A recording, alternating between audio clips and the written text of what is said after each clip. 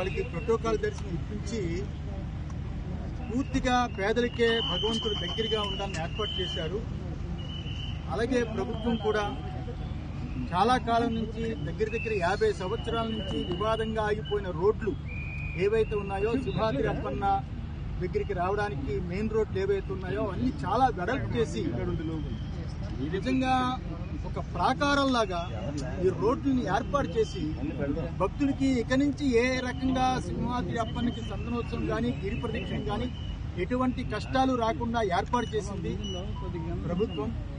అలాగే కమిషనర్ గారు, ఈవో గారు వీళ్ళందరూ కూడా అణువు చాలా జాగ్రత్తగా చేయాలనే కార్యక్రమం ఈసారి ఏర్పాటు చేయడం చాలా సంతోషం, చాలా ఆనందం.